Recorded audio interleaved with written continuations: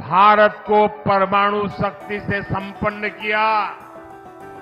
अब India alliance का कहना है कि हम भारत के परमाणु हथियार नष्ट कर देंगे, दरिया में डुबो देंगे। परमाणु हथियार समाप्त करना, इसकी सोच ये समाप्त करना चाहता है इंडिया अलायंस। ये इनके मैनिफेस्टो में भी नजर आता है।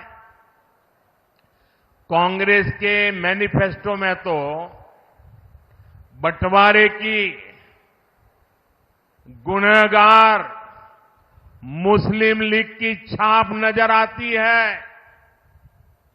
अब इंडिया अलायंस में शामिल एक और दल ने देश के खिलाफ बहुत खतरनाक ऐलान किया है।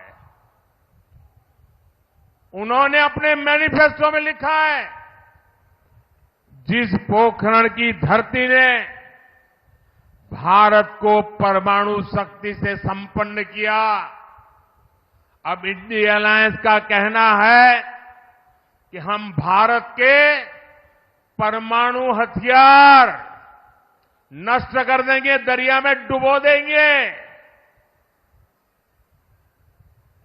भारत जैसा देश जिसके दोनों तरफ पड़ोसियों के पास परमाणु हथियार हो, क्या उस देश में परमाणु हथियार समाप्त करना, इसकी सोच ये समाप्त करना चाहता है इंडिया अलायंस।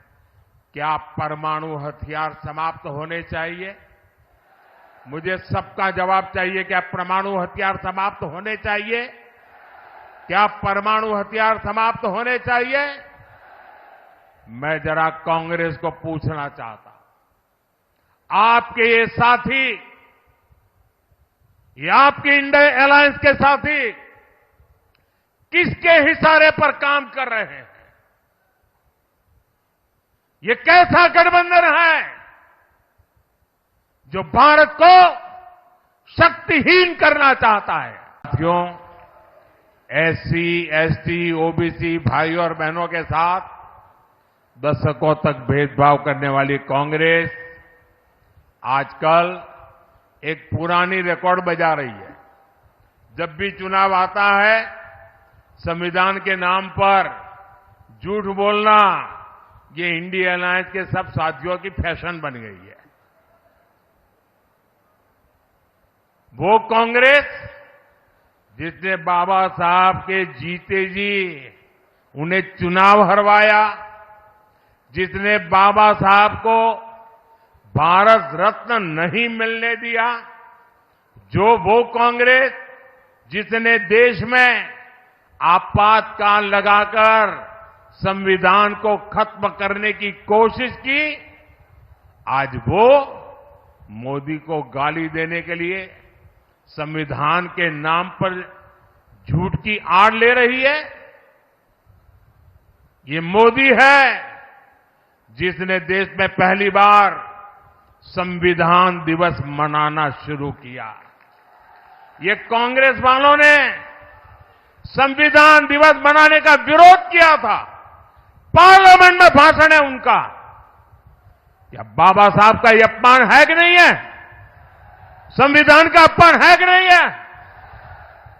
इतना ही नहीं, ये मोदी है जिसने बाबा साहब से जुड़े पंच तीर्थों का विकास किया।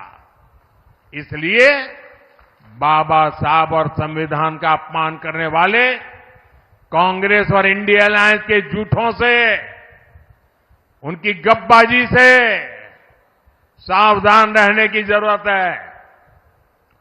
और कांग्रेस वाले सुन लें, ये 400 सीट की बात देश की जनता ने इसलिए की है कि आपने 10 साल पार्लियामेंट में मुझे अच्छे काम करने के लिए रोकने की लगातार कोशिश की है। और इसलिए देश आपको, कांग्रेस को सजा देना चाहता है और साफ कर देने का मन बना लिया है। और जहां तक संविधान का सवाल है, आप मान के चलिए और मोदी के शब्द लिख के रखिए, बाबा साहब आंबेडकर खुद आ जाए तो भी संविधान खत्म नहीं कर सकते हैं। ये हमारा संविधान सरकार के लिए गीता है, रामायण है, महाभारत है, बाइबल है, कुरान है, ये सब कुछ हमारे लिए हमारा संविधान है।